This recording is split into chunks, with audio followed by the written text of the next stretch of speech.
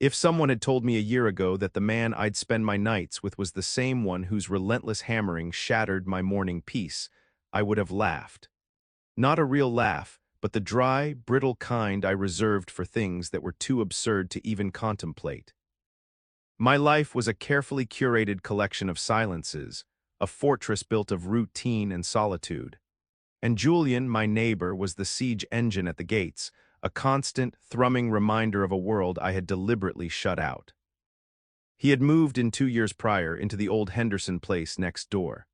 The house was a simple A-frame, swallowed by overgrown pines, much like my own. But where my property line was a study in quiet neglect, his became a hub of ceaseless activity. The whine of a circular saw was my new alarm clock. The percussive beat of a hammer was the soundtrack to my afternoons. He was a force of nature, a one-man construction crew, and from the safety of my second-story office window, I watched him. I watched him more than I was proud of. He was a man carved from harder material than me. Broad shoulders that strained the fabric of his t-shirts, arms corded with muscle that knew the heft of lumber and the bite of an axe. His face, usually smudged with dirt or sawdust, was all sharp angles and stubborn jaw, framed by a mess of dark hair that the sun had bleached in streaks. He moved with an economy of motion, a physical confidence that felt like a different language. A language my body, which spent its days hunched over a drawing tablet, had long forgotten. In my mind, he was an antagonist, the loud, arrogant neighbor, the kind of man who revved his truck engine just for the sound of it, who probably thought my quiet life was a sign of weakness. Our interactions were minimal, barely footnotes in the story of our proximity. A curt nod exchanged over the wilting hedge that separated our driveways. A raised hand, more a dismissal than a greeting, as he drove past. I built a whole personality for him out of these spare parts, aloof, self-satisfied, utterly uninterested in the world beyond his own noisy projects. It was easier that way. It kept the strange, fluttering panic in my chest contained. It gave a name to the feeling he inspired, and that name was annoyance, not a terrifying, magnetic pull. My days were a predictable rhythm. Coffee, drawing, lunch, more drawing, a lonely dinner with a book. The silence of my house was my closest companion. It was a physical presence, a soft blanket I wrapped myself in. I was an illustrator of children's books, a creator of whimsical worlds filled with talking animals and gentle adventures. It was a life of quiet contradiction, spinning tales of friendship and bravery from a well of profound isolation. I told myself I preferred it this way, that people were complicated, messy, and ultimately disappointing. That the ache in my chest was not loneliness but a preference for peace. It was a lie, but it was a comfortable one. Julian was the flaw in that lie, a crack in the foundation of my carefully constructed peace. Every time I saw him effortlessly lift a heavy beam or stand silhouetted against the setting sun, wiping sweat from his brow, something inside me would lurch. It was a feeling I immediately suppressed, burying it under a fresh layer of irritation. His sheer physical presence was an affront to my cloistered existence. He was all vibrant, noisy life, while I was a grayscale sketch, observing from a safe distance. The distance was everything. It was the 50 yards of unkempt lawn between our houses. It was the glass of my window. It was the chasm between the man I was and the man I watched, a man who seemed to command his world with his bare hands. I knew things about him, the way a satellite knows the geography of a planet it only circles. I knew he woke with the sun and worked until dusk. I knew he sometimes had a big, goofy golden retriever that would visit, and his voice, when he spoke to the dog, was a low, gentle rumble that was jarringly different from the harsh sounds of his work. I knew he drank his coffee on his porch, even in the cold, staring out at the woods. These were stolen observations, puzzle pieces of a man I refused to truly see, because seeing him might mean having to see myself and the barrenness of the world I had built. So he remained a character in my story, the noisy neighbor, nothing more. It was safer. The day it all changed started like any other. Gray, overcast, the air was thick and heavy, smelling of rain and damp earth. A storm was coming. The weather app on my phone predicted thunderstorms, but that was nothing new for late summer in this part of the country.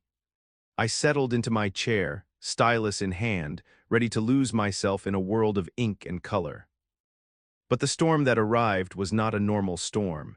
It came on fast, the sky turning a bruised, sickly green. The wind began to howl, not just a whisper through the pines, but a physical scream that rattled the window panes. Rain didn't fall, it was thrown against the house in horizontal sheets. The lights flickered once, twice, and then died, plunging my office into a gloomy twilight. My first thought was irritation. A power outage meant no work. It meant a disruption to the sacred routine. Then came the sound. A deep, groaning crack that seemed to come from the very bones of the forest, followed by a noise like a giant's footstep, a deafening crash that shook the entire house. It was a sound so violent and final that it bypassed thought and went straight to primal fear. My heart hammered against my ribs, a frantic trapped bird. I stayed frozen for a long moment, waiting for the world to end. When it didn't, I crept downstairs. The damage was immediately, horrifyingly obvious. A massive oak tree, one of the ancient sentinels at the edge of my property, had fallen. And it had fallen directly onto the corner of my house, crushing the roof of the sunroom and part of the kitchen. Through the splintered frame of the kitchen window, I could see a thick, moss-covered branch protruding into the room like the limb of some terrible beast.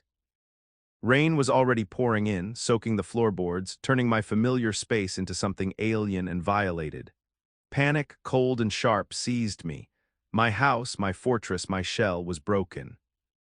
The wind shrieked through the new, jagged opening in the wall. The rain was relentless. I stood there, paralyzed by the sheer scale of the disaster, the complete and utter demolition of my quiet world. I didn't know what to do. My phone had no service. My car was parked near the fallen tree, possibly damaged. I was trapped. And then through the cacophony of the storm, I heard a new sound, a heavy, rhythmic banging. It was coming from my front door. My mind, slow with shock, took a moment to process it. Someone was outside, in this. The banging came again, louder this time, accompanied by a muffled shout that was mostly eaten by the wind. There was only one person it could be, Julian. My stomach twisted into a knot of bees. Of all the people in the world, it had to be him. The man I had actively avoided for 2 years was now on the other side of my door, the only other human being for miles. I stumbled to the door, my feet splashing in the puddles already forming on the hall floor. I fumbled with the deadbolt, my hands shaking. I pulled the door open, and the wind tore it from my grip, slamming it back against the interior wall. And there he was. He looked less like a man and more like a force of nature himself. He was drenched, his dark hair plastered to his forehead, rain streaming down his face. He wore a heavy-duty rain slicker, but it seemed to do little good. He was breathing hard, his eyes wide with urgency. For a moment we just stared at each other, the storm raging around us as a backdrop. He was no longer a distant figure through a window. He was here, real, solid, and terrifyingly close. "Leo, are you okay?" he yelled over the wind. It was the first time he'd ever said my name. I didn't even know he knew it. I just nodded dumbly. "I saw the tree come down. You can't stay here. The roof is unstable." His voice was a command, not arrogant as I would have once thought, but filled with a genuine, raw concern that cut through my panic. He didn't wait for an answer. He took a step inside, grabbing my arm. His grip was firm, grounding. "Grab a jacket, you're coming with me." And just like that, the walls of my fortress came down. Not by the force of the tree, but by the will of the man I had considered an enemy. He led me out into the tempest, his hand a solid anchor on my arm, guiding me through the debris-strewn yard. The 50 yards between our houses had never seemed so vast or so treacherous. But with him beside me, a solid wall against the wind, it felt like the only safe path in the world. As we reached the shelter of his porch, he pushed his own door open and shoved me inside, into the warmth and the light. The door slammed shut behind us, and suddenly the roaring chaos of the storm was reduced to a muffled drumming. We were inside, together. The silence in the room was louder than the storm had ever been. He stood there for a moment, dripping onto the worn wooden floor, his chest rising and falling. The house was warm, smelling of sawdust and wood smoke and something else I couldn't place. Coffee, maybe. A generator hummed somewhere, powering a few dim lamps that cast long, dancing shadows on the walls. It was nothing like I had imagined. I had pictured a Spartan, masculine space, all sharp edges and cold surfaces. But it was warm, lived in. Books were stacked on every available surface. A comfortable-looking plaid sofa was draped with a handmade quilt, and the walls were covered in framed blueprints and sketches of furniture. It was a craftsman's den, a creator's space. It was a home. "You're soaked," he said, his voice dropping back to that low rumble I'd only ever heard him use with the dog. He peeled off his slicker and ran a hand through his wet hair, scattering droplets. "Let me get you a towel." He disappeared into a hallway, and I was left standing in the middle of his living room, feeling like an intruder, an alien species. My clothes were dripping, my hair was a mess, and I was trembling, though whether from cold or shock I couldn't tell.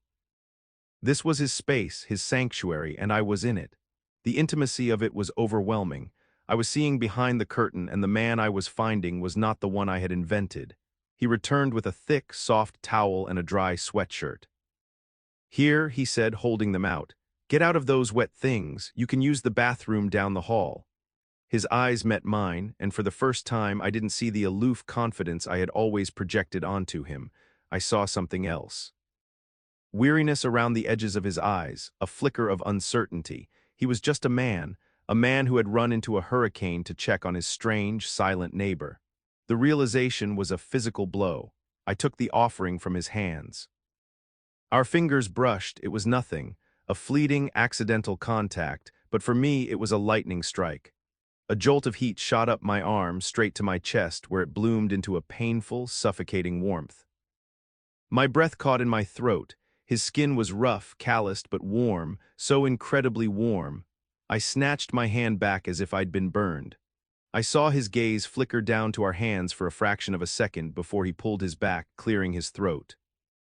Did he feel it, or was it just me? "It's just you, don't be an idiot." I mumbled a thank you and escaped to the bathroom. As I peeled off my wet clothes, my reflection in the mirror was a stranger. Pale, wide-eyed, with a flush high on my cheekbones. I pulled on the sweatshirt he'd given me. It was huge, smelling faintly of him, that scent of sawdust and fresh air and something uniquely, indefinably Julian. I buried my face in the soft fleece for a moment, inhaling, my heart doing a frantic, stupid dance. This was insane. The world was ending outside, my house was destroyed, and all I could think about was the scent of my neighbor's sweatshirt. When I came back out, he was stoking a fire in a large stone fireplace. The flames leaped and crackled, painting the room in shades of orange and gold. He had a mug in his hand and gestured with it toward the kitchen. "I made coffee. Figured we could use it, unless you'd prefer something stronger." There was a hint of a smile at the corner of his mouth.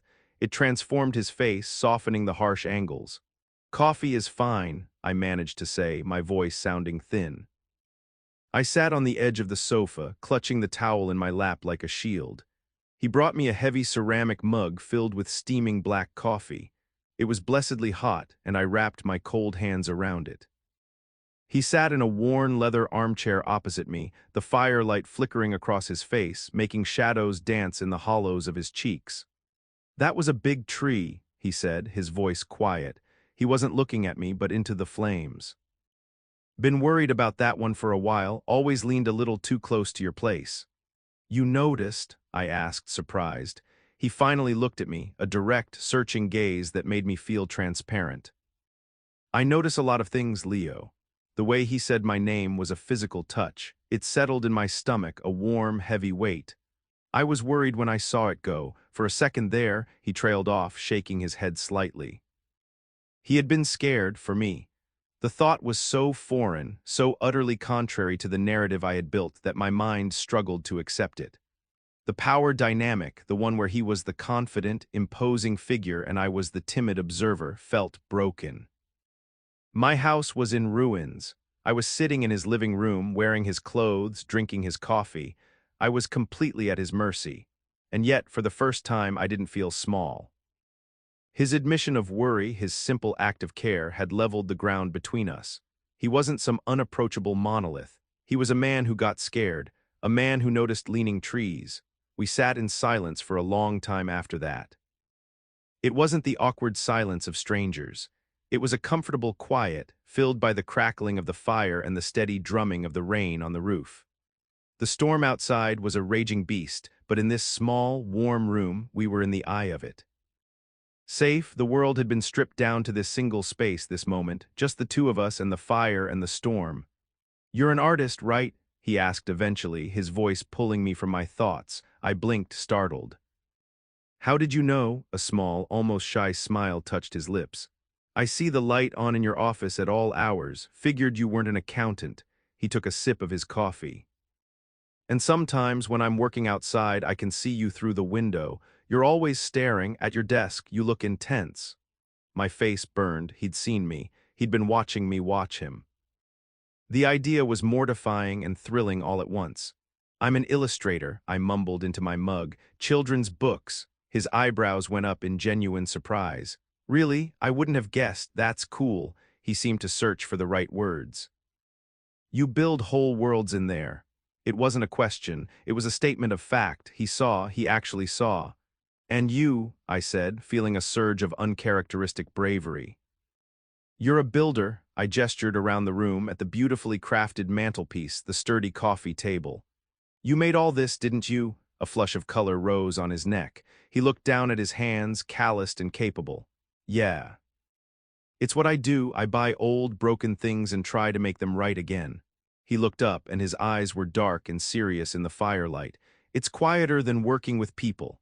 And there it was, a confession wrapped in a simple statement.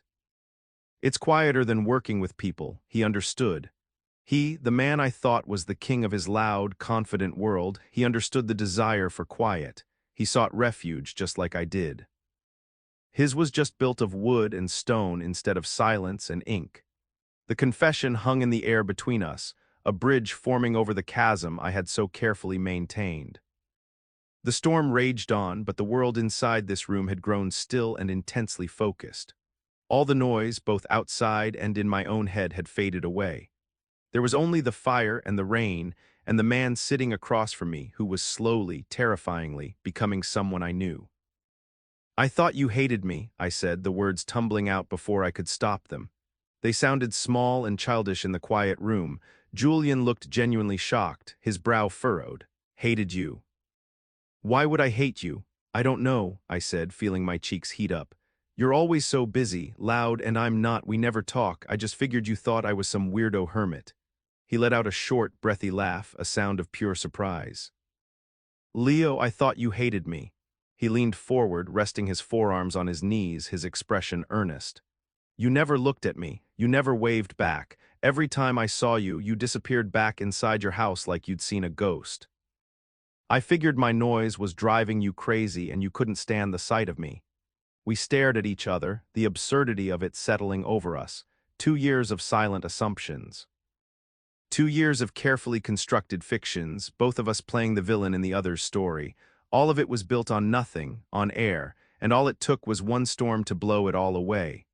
"I didn't hate you," I whispered. "I was intimidated." "Intimidated," he sounded incredulous. "By me? You just seemed so capable," I admitted, the confession making me feel raw and exposed. "So sure of yourself, you fit in your own skin." "I don't." The look he gave me was so full of a gentle, aching sadness that it stole my breath. "Nobody fits in their own skin, Leo," he said softly. "We just get better at hiding the seams." He held my gaze for a long, charged moment. The air grew thick, heavy with everything that hadn't been said for 2 years. The fire crackled, spitting an ember onto the hearth. The rain on the roof was a soft, insistent rhythm, like a heartbeat. He was the one who broke the silence and the spell. He stood up, his movements slow, deliberate. He walked over to the fireplace, bracing one hand on the mantel. His back was to me, but I could see the tension in his shoulders. I thought the moment was over, that we would retreat back to safe, neutral topics. But then he spoke, his voice low and rough. "The truth is," he said, still not looking at me, "I was intimidated by you too." My heart stopped. "By me, that's impossible." He turned then, and the look on his face was one of profound, painful vulnerability. It was the face of a man laying down all his weapons.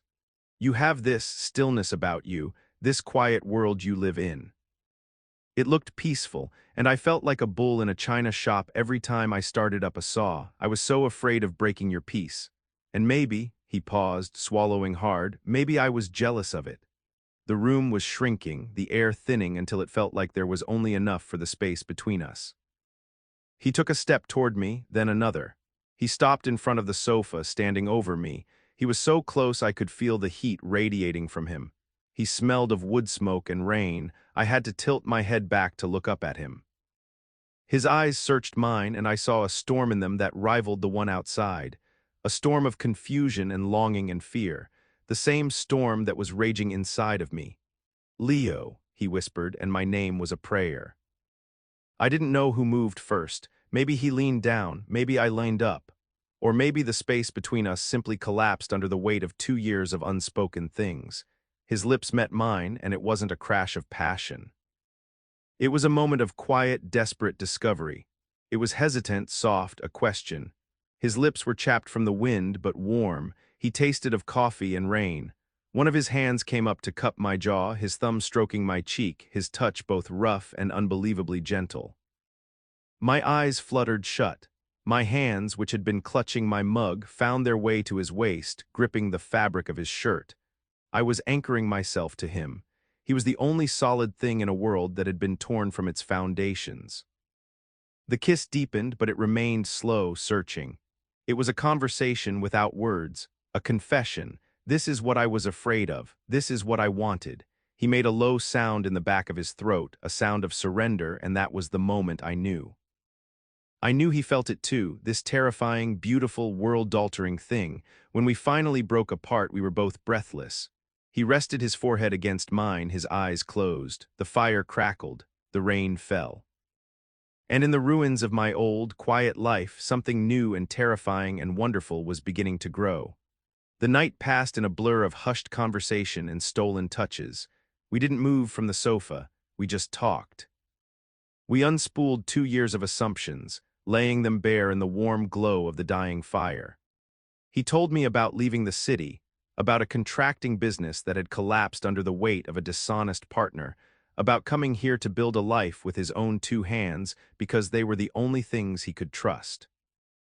I told him about my own retreat from the world, about the anxieties that felt like a cage, about how creating imaginary worlds felt safer than living in the real one.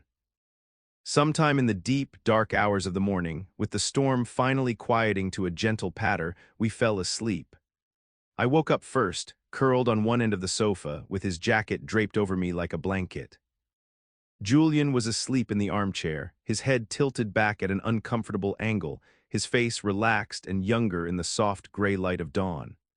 For a long moment I just watched him, memorizing the shape of his mouth, the way a stray lock of hair fell across his forehead. The intimacy of the moment was a sharp, sweet ache in my chest. This felt more real than anything I had experienced in years. But as the sun began to rise, casting pale, watery light through the windows, reality began to creep back in. The generator was off, the silence of the house absolute. The magic of the storm-swept night began to evaporate with the morning mist. Doubt, a cold and familiar companion, settled in my stomach. What had we done? Last night felt like a dream, a fever dream born of crisis and proximity. In the harsh light of day, it seemed impossible. He was him, and I was me. The kiss, the confessions, they couldn't be real. I heard him stir, and my whole body tensed. He sat up, rubbing the back of his neck and groaning softly. He blinked a few times, his eyes finding me on the sofa, and in that instant I saw it. A shudder came down. The vulnerability from the night before was gone, replaced by a guarded, distant look. He stood up, stretching his arms over his head, his back to me. "Looks like the storm's past," he said, his voice flat. It was the voice of a stranger. Not the man who had rested his forehead against mine. "Power should be back on soon. I'll go check on your place, see how bad the damage is." He was all business, practical. He walked into the kitchen without another look at me. I could hear him running water, the clink of a coffee pot. A cold dread washed over me. I was right. It was a mistake, a moment of weakness for him, a lifetime of foolish hope for me. He regretted it. He was already building the walls back up, higher and stronger than before. I felt a desperate need to flee, to get back to my own broken house, my own familiar solitude. It hurt, but it was a pain I knew how to manage. This new, sharp agony of rejection was unbearable. I folded his jacket neatly and placed it on the sofa. When he came back into the room, holding 2 mugs, I was already on my feet. "I should go," I said, my voice barely a whisper. I couldn't meet his eyes. "Thanks for everything." He stopped, his expression unreadable. "Leo, wait," but I couldn't. I brushed past him, my shoulder bumping his, and the brief contact felt like an electric shock of a different kind. A painful one. I pulled open his front door and stepped out into the clean, rain-washed air. The world was unnervingly bright, the sky a brilliant, cloudless blue. It felt like a mockery. I walked back across the lawn, not daring to look back, the 50 yards between our houses feeling like a desolate, uncrossable wasteland. The silence that followed was worse than any silence I had ever known. My house was a wreck, but a local crew came and put a tarp over the gaping hole in the roof. Their cheerful, professional chatter and intrusion I could barely tolerate. The power came back on. My routine, shattered and reassembled, began again. Coffee, drawing, lunch, but it was all hollow. The silence of my house was no longer a comfort. It was an absence. It was the ghost of his voice, the echo of his laugh. Every corner held a memory of a night that felt more and more like a hallucination. I saw him, of course. He was outside, clearing the fallen oak with a chainsaw, the sound a dull roar that vibrated in my teeth. But he never looked toward my house. He never waved. We were back to being strangers, but it was 100 times worse now. We were strangers who had shared the most intimate parts of ourselves. We were strangers who had kissed in the firelight. The distance between us was no longer just physical, it was a wound. 2 days passed like this. 2 days of watching him from my window, my heart a leaden weight in my chest. I replayed every moment of that night, dissecting every word, every look. Had I imagined it all? Had I misread everything? The self-recrimination was a vicious cycle. I was a fool. A lonely, pathetic man who had mistaken a moment of kindness for something more. He was just being a good neighbor. I had taken it and twisted it into a fantasy. The shame was a physical thing, a hot flush that seemed to permanently reside in my face and chest. My solitude, once my fortress, had become my prison, and the ghost of Julian was my cellmate. On the 3rd day, I had resolved to just forget, to rebuild my walls, bury the memory, and go back to the way things were. I was sketching at my desk, trying to force myself to focus on the cheerful face of a cartoon badger when I heard it. A knock on my door, not the frantic banging from the night of the storm, but a quiet, hesitant rap. My heart leaped into my throat. It couldn't be.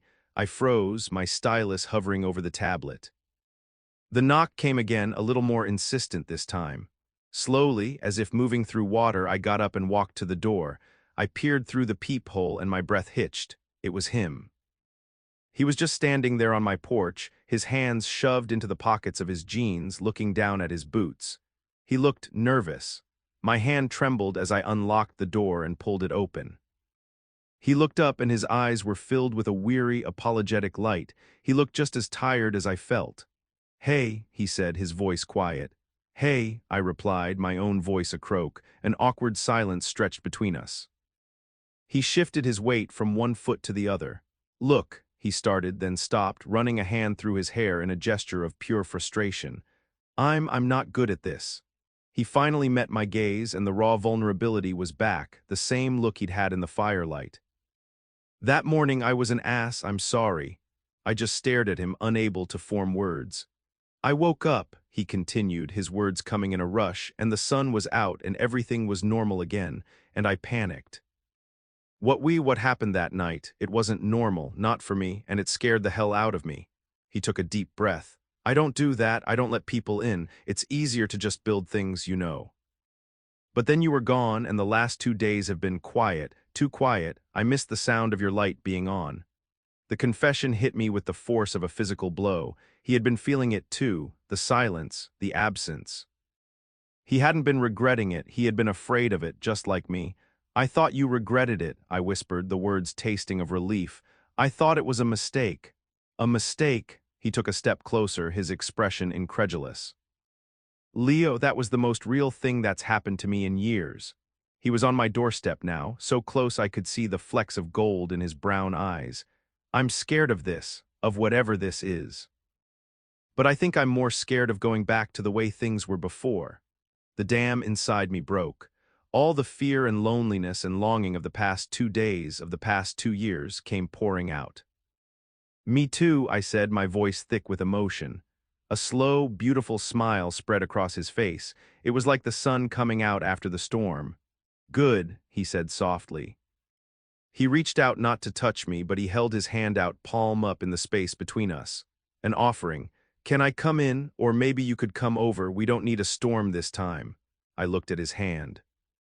It was calloused, strong, and steady. It was the hand that had pulled me from my broken house. The hand that had held my face so gently. It was a hand that built things, that made broken things right again. I placed my own hand in his. His fingers closed around mine, warm and firm, a promise. Yeah, I said, a real smile finally reaching my own lips. I think I'd like that. That was the beginning of our new normal. There were no more stolen glances across the lawn. The 50 yards between our houses became a well-worn path.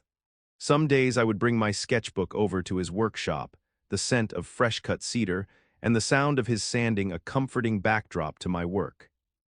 He'd watch me draw, fascinated by the way a character could emerge from a few simple lines.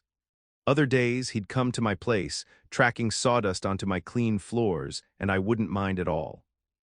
He'd sit in my kitchen, drinking my terrible coffee, and tell me about the grain of a piece of wood as if it were a poem. We learned each other's rhythms, the quiet intensity of my focus when I was deep in a project. His habit of humming off-key when he was measuring a piece of lumber. We learned the landscape of each other's bodies. The scar above his eyebrow was from a fall when he was a kid. The mole on my shoulder was one he liked to trace with his finger as we lay in bed, the morning light filtering through the blinds. The morning after our first real night together, spent in his bed, not on a sofa, I woke with a familiar flicker of panic. The fear was a deeply ingrained habit, but when I opened my eyes, he was there, awake, just watching me. He didn't say anything. He just reached out and brushed a piece of hair from my forehead, his touch gentle and reassuring. And the panic subsided, replaced by a deep, quiet warmth. It was okay. He wasn't going anywhere. Life became a series of small, domestic intimacies. Making coffee together in the morning, our bodies brushing past each other in the small space of his kitchen. Sharing quiet dinners where we didn't need to fill the silence with talk. Falling asleep to the steady rhythm of his breathing. My old solitude, the one I had mistaken for peace, seemed like a pale, washed-out photograph of a life. This with him was life in full, vibrant color. He didn't shatter my quiet world. He filled it with music I didn't know it was missing. One afternoon, months later, I was standing on his porch watching him work. He was planing a long piece of maple, his movements fluid and sure, the muscles in his back moving under his shirt. The sun was warm on my face. The sound of his work was no longer a nuisance. It was the sound of my life. It was the sound of him. He looked up and caught me watching, and a slow, easy smile spread across his face. The same smile that still made my heart skip a beat. He was the plot twist in the quiet, predictable story I had written for myself. He was the storm that had wrecked my house only to help me build a home. I had spent so long hiding in my fortress of silence, convinced I was protecting myself from the world. But I wasn't protecting myself, I was just hiding.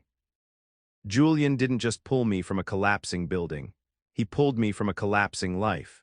He showed me that the seams we try so hard to hide are often the most beautiful parts of us, and that true strength isn't about being impenetrable. It's about having the courage to let someone in to be seen, to build something new together, out of the wreckage of what came before. And our life, the one we built in the aftermath of the storm, was stronger and more beautiful than anything we could have ever built alone.